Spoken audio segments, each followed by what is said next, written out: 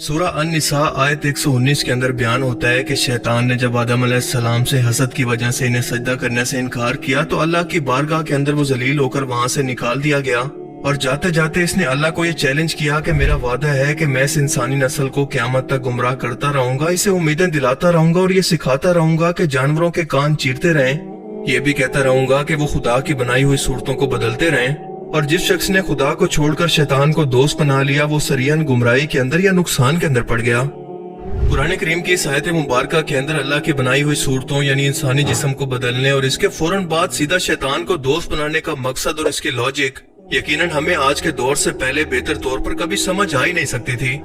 क्योंकि आज के दौर के अंदर इंसानी जेंडर या जिन्स को लेकर जिस तरह से शैतान ने खुद इंसानों के हाथों इसका मजाक बनवा कर रख दिया, इससे पहले इसका तस्वुर करना भी मुश्किल था।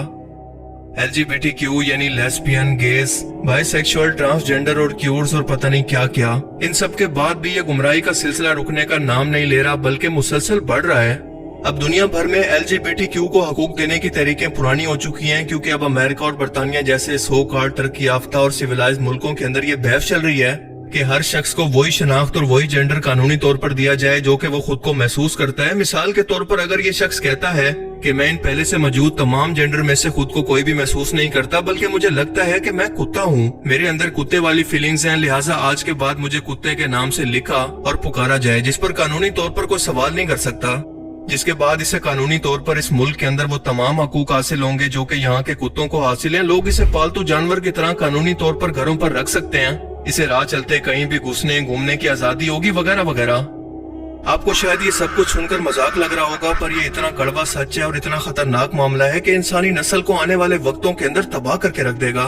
मैं आपको एक इंटरव्यू दिखाता हूँ जिसके अंदर एक 27 साल की ट्रांसजेंडर औरत का कहना है कि मैं इंसान नहीं बल्कि खुद को एक वुल्फ यानी भेड़िया मानती हूँ, ये मेरी शनाख्त है। A 27-year-old transgender woman. I am a wolf. Would you be able to give us an example of this wolf communication? No. I'm not comfortable doing so. Okay. हम लोग भेड़ियों की तरह एक दूसरे को हॉल करके आपस के अंदर बात करते हैं, एक दूसरे को वैसे ही जानवर की तरह ट्रीट करते हैं। ये हमारा खुफिया कम्युनिकेशन का तरीका है जिसे मैं किसी के साथ शेयर नहीं करना चाहती।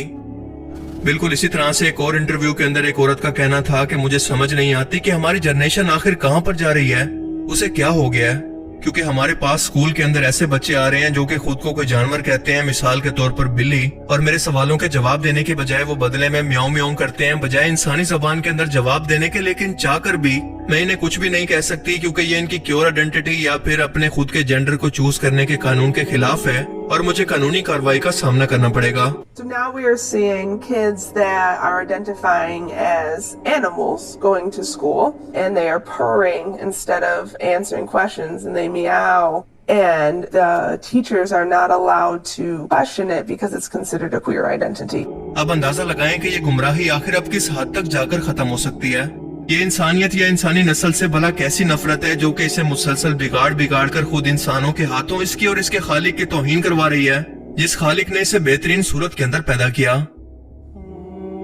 गैर मुस्लिम खास तौर पर एथियस्ट का सबसे बड़ा एतराज अल्लाह की जात पर यही होता है कि इंसान तो आजाद पैदा हुआ है, इसे अपनी मर्जी की जिंदगी गुजारने का हक होना चाहिए, ना कि किसी और अल्लाह के बनाए गए कानून या शरीयत का वो गुलाम या फिर इसका पाबंद हो। इन कमअक्लों के लिए यही जवाब काफी है कि किसी मशीन या पुर्जे को खरीदने लगे तो हमेशा इसके साथ एक मैनुअल आता है कि अगर इस मशीन को इस तरह से ऑपरेट किया गया तो ये ठीक रहेगी, वरना खराब होकर आहिस्ता आहिस्ता से बिल्कुल बर्बाद हो जाएगी, क्योंकि इस मैनुअल को लिखने वाला इसका क्रिएटर इस बात को जानता है कि इस मशीन को किस तरह से ऑपरेट करना है और किस तरह से नहीं। बिल्कुल इसी तरह से इंसानी जिस्म के खालिक ने ये मैनुअल इंसानी मशीन के लिए उतारा है कि अगर इस कानून के मुताबिक दुनिया का हर इंसान नहीं चलेगा तो इसकी रूह बिल्कुल तबाह हो जाएगी, इसका दिल बिल्कुल मुर्दा हो जाएगा और वो गुमराही के अंदर मरकर हमेशा के लिए जहन्नुम में चला जाएगा, जहाँ से हमेशा के लिए इसकी कभी भी वापसी मुमकिन नहीं। और अगर दुनिया के अंदर भी इंसान इस मैनुअल या इंस्ट्रक्शन को फॉलो नहीं करता तो फिर यही होगा कि हर रोज आपको एक नया जेंडर सुनने और देखने को मिलेगा कि इंसान खुद को जानवर कहकर कुत्ते, बिल्लियों, भेड़ियों और सुअर की आवाजें निकालकर खुद को हकूक देने की डिमांड करेंगे, जैसा कि हाल ही में जर्मनी के लोगों ने एक नए जेंडर का ऐलान किया जिसका नाम रखा गया ट्रांस स्पीशीज। इन लोगों के चेहरे पर कुत्ते के मास्क थे और ये भौंक कर ये बता रहे थे कि क्यों इस इंसान के लिए भी एक मैनुअल, एक इंस्ट्रक्शन या हिदायत की जरूरत है जो कि इसे हमेशा के लिए हिदायत का रास्ता दिखा सके।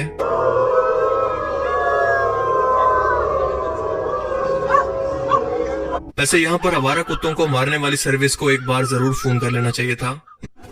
مسلسل کاسمیٹک سرجریز اور ٹیٹوز کے ذریعے شیطان پہلے انسانی شکل کو بدلوا کر یہ کام پہلے سے کر رہا تھا، مگر اب اسے آخری حدوں پر کچھ اس طرح سے پہنچا دیا گیا ہے کہ اسے باقاعدہ جانور کی شناخت دے دی ہے، اور اس مقصد کے لیے باقاعدہ بچپن سے ہی بچوں کو ذہنی طور پر تیار کیا جا رہا ہے۔ جس عمر کے اندر بچوں کے ذہن کچے ہوتے ہیں وہ کوئی لاجیکل ریزننگ یا ان حرکتوں پر کوئی سوال نہیں کر سکتے، اور یہ سب کچھ ان کے ماں باپ اور سوسائٹی کو بنا بتائے چپکے سے ہو رہا ہے۔ مثال کے طور پر یہ ایک امریکن سکول کی ویڈیو ہے جس کے اندر جینڈر سوائپ یعنی جینڈر کی ادلا بدلی کا دن منایا جا رہا ہے کہ لڑکے لڑکیوں کے اور لڑکیاں لڑکوں کے بےہودہ اور فیش قسم کے لباس کے اندر کیسے گھوم پھر اور پوز بنا رہے ہیں، یہ آپ خود ہی دیکھ لیں۔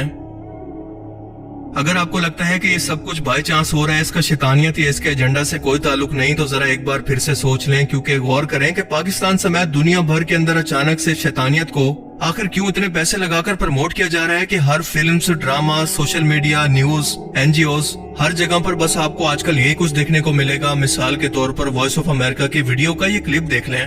کیا زمین کے بڑھتے ہوئے درجہ حرارت کو کم کرنے کے لیے سورج پر پردہ ڈالا جا سکتا ہے یا زمین کو ہی کسی بڑی سی چھتری سے ڈھک دیا جائے؟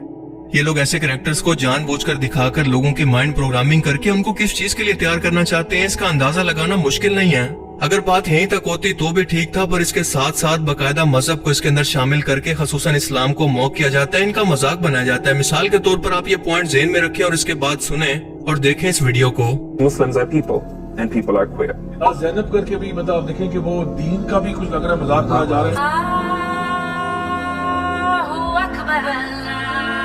مطلب استغفر اللہ العظیم، اتنی